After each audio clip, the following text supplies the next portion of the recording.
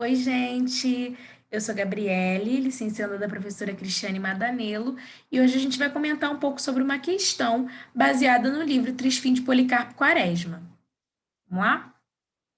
Então, a questão é a seguinte: o Tupi encontrou a incredulidade geral, o riso, a mofa, o escárnio e levou-o à loucura. Uma decepção.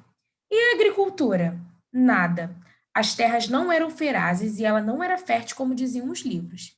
Outra decepção. E, quando seu patriotismo se fizera combatente, o que achara? Decepções. Onde estava a doçura de nossa gente? Pois ele não havia combater como feras? Pois não havia matar prisioneiros inúmeros? Outra decepção.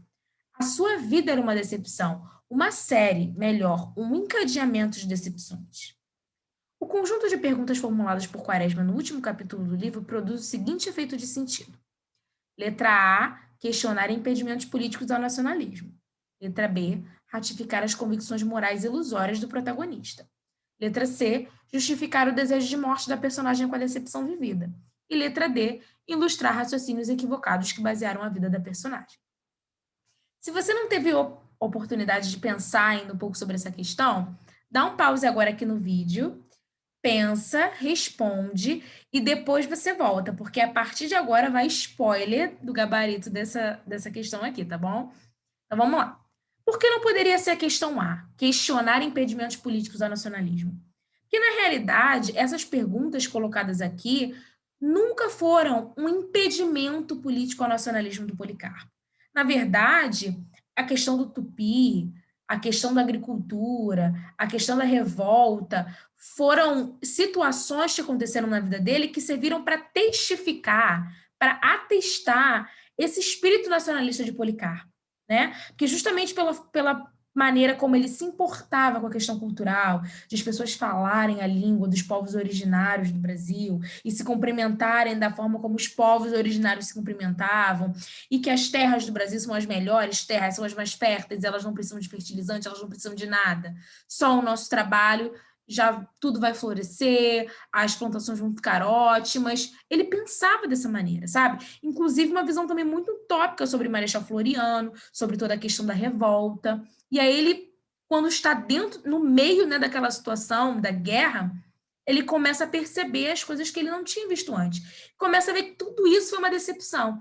Então, na verdade, todas essas questões da vida dele não serviram como impedimento do nacionalismo dele. Na verdade, serviram para testificar esse nacionalismo, porque foi por conta dele que ele se lançou, né, de corpo e alma nisso tudo.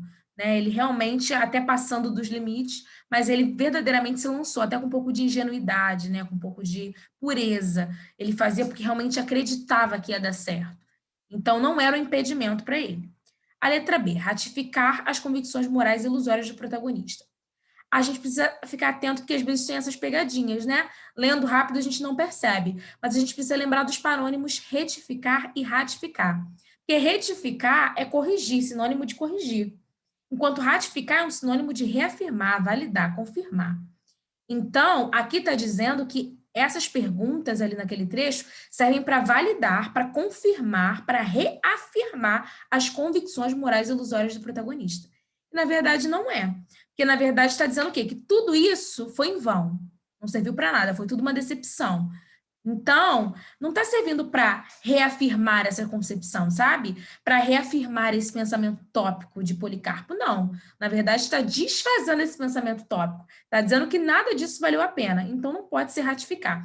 Se estivesse retificar, de repente poderia estar certo.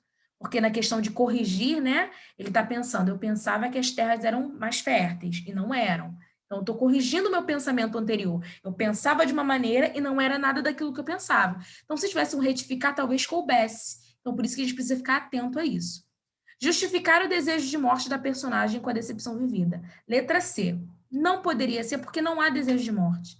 Por mais que ele esteja ali nos momentos finais, né, do livro, e a gente sabe, spoiler máximo, que ele vai morrer no final, não aparece um desejo de morrer, como quem olha para trás, vê que a vida foi uma decepção, então não vale a pena continuar vivendo. Pode me matar. Não há isso, sabe? Então, se não há um desejo de morrer, não tem como ser uma justificativa de um desejo que não existe, né? Então, a gente consegue perceber que a letra C também não poderia estar dentro. A única resposta poderia, letra D, que é que sobrou, né? Então, ilustrar raciocínios equivocados que basearam a vida da personagem. É exatamente isso. Ilustrar esses raciocínios, né? Porque tudo isso baseou a vida dele, né? Essa questão com a pátria, com a nação, isso baseou lá no Tupi, lá no requerimento, depois no campo, depois de volta à cidade com a revolta. Tudo isso baseou a vida dele. E como é o último capítulo, né? Isso aponta para a morte de Policarpo. Esses ideais de reforma cultural, agrária, política de Policarpo Quaresma mostraram-se uma enorme decepção e trouxeram um preço que ele só percebe à beira da morte. E não é simplesmente, caramba, tudo isso me trouxe até a morte. Não era que o preço era a morte, mas o preço era ter vivido uma vida que não valeu a pena. Ter vivido uma vida de decepção, uma vida triste, uma vida que não foi repleta de felicidade justamente por conta disso. Então, no leito de morte ali, né, à beira da morte, ele consegue perceber isso. Então, pessoal, é isso.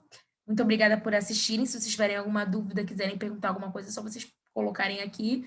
E se eu puder responder, eu ajudo, tá bom? Obrigada e beijos.